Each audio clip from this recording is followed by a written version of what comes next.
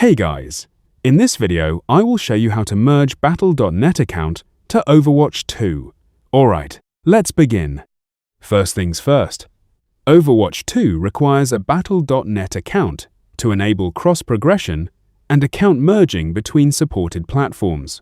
Next, open your browser and go to the Blizzard Entertainment website. Sign in to your Battle.net account, click on your account name, and open Account Settings. From the left menu, select Connections.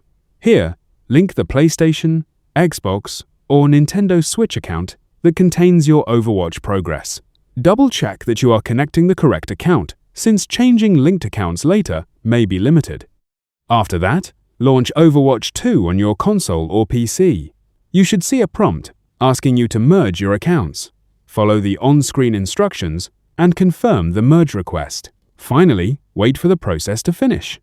So that's basically how you can merge Battle.net account to Overwatch 2. Thanks.